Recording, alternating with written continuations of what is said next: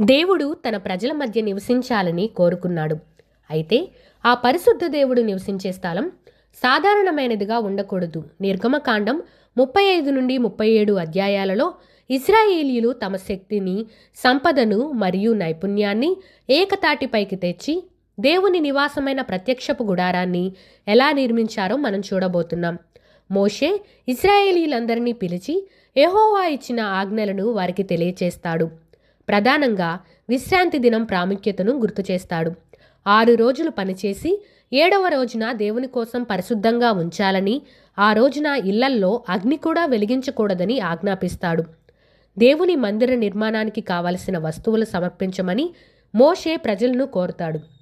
ఇక్కడ విశేషం ఏమిటంటే ఎవరిని బలవంతం చేయలేదు. ఎవరి హృదయం వారిని ప్రేరేపించునో వారు మాత్రమే తేవాలని చెప్పాడు. బంగారం, వెండి, ఇత్తడి, నీలధూమ్ర రక్తవర్ణపు నూలు, మేక వెంట్రుకలు, ఎర్ర రంగు వేసిన పొట్టేలు తోళ్ళు, సీలు తోళ్ళు, తుమ్మకర్రలు, దీపానికి నూనె, సుగంధ ద్రవ్యాలు మరియు రత్నాలను ప్రజలు తీసుకువచ్చారు. జ్ఞానమున్న స్త్రీలందరూ తమ చేతులతో నూలు వడికి నీలధూమ్ర రక్తవర్ణపు వస్త్రాలను తీసుకువచ్చారు. మందిర నిర్మాణానికి దేవుడు 2 వ్యక్తులను ఎన్నుకున్నాడు. బెసలేలు యూదా గోత్రపువాడు, అహోలియాబు దాను గోత్రపువాడు. దేవుడు వీరిని తన ఆత్మతో నింపి సమస్తమైన పనులను అనగా బంగారు పని, చెక్కుడు పని, నేత పని చేయడానికి జ్ఞానమును, వివేకమును అనుగ్రహించాడు. పని ప్రారంభమైన తర్వాత ఒక ఆశ్చర్యమైన విషయం జరిగింది. ప్రజలు ఎంత ఉత్సాహంగా అర్పణలు తెచ్చారంటే పని చేసే శిల్పులు మోషే దగ్గరకు వచ్చి, ప్రజలు అవసరమైన దానికంటే ఎక్కువ తెస్తున్నారు, వారిని ఆపండి అని చెప్పేంత. అప్పుడు మోషే ఇకపై ఎవరు ఏమీ తేవద్దు అని చాటించాల్సి వచ్చింది. మందిర నిర్మాణం. వారు 10 తెరలతో మందిరాన్ని నిర్మించారు. అవి సన్నపు నారతోనూ నీలధూమ్ర రక్తవర్ణములలో చేయబడ్డాయి. వాటి మీద అత్యంత నైపుణ్యంతో కెరూబుల బొమ్మలను చెక్కారు. ఒకదానికొకటి బంగారు కొక్కెములతో కలపబడ్డాయి. ఇది మందిరం యొక్క లోపలి భాగానికి అందాన్ని మరియు పవిత్రతను ఇచ్చింది. మేక వెంట్రుకలతో మందిరం పైన వేయడానికి మరొక గుడారాన్ని సిద్ధం చేశారు. మందిరం యొక్క గోడలను తుమ్మకర్రలతో నిలువ పలకలను చేసి వాటికి బంగారు పూత పూశారు. ప్రతి పలక క్రింద 2 వెండి దిమ్మలను ఉంచారు.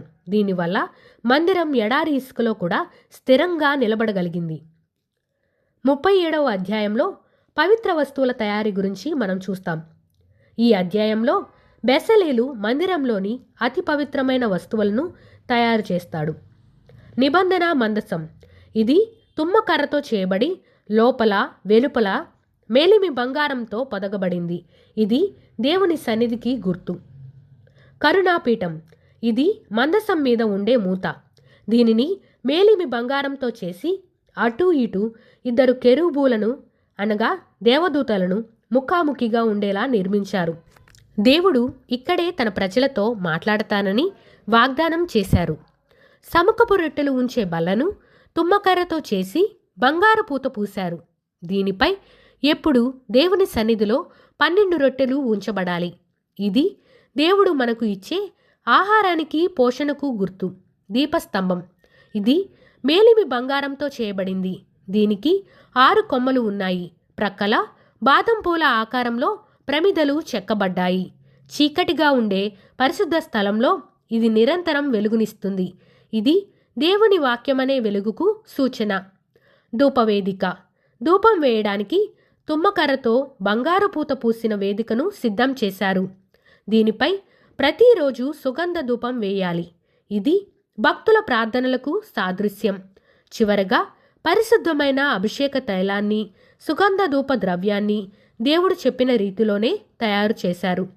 ఈ 3 అధ్యాయాలు మనకు నేర్పే గొప్ప పాఠం ఏమిటంటే దేవుని పని కోసం మనం ఇచ్చే అర్పణలు హృదయపూర్వకంగా ఉండాలి. దేవుడు తన పని కోసం జ్ఞానాన్ని, నైపుణ్యాన్ని ఆయనే ఇస్తారు. ప్రతి పనిని దేవుడు ఇచ్చిన క్రమం ప్రకారమే చేయాలి. ఇశ్రాయేలీయులు అరణ్యంలో ఉన్న దేవుని కొరకు అత్యంత శ్రేష్టమైనది ఇచ్చారు. ఈరోజు మనం కూడా మన హృదయాలను ఆయన నివసించే ఆలయంగా అంతే శ్రేష్టంగా ఉంచుకుందాం.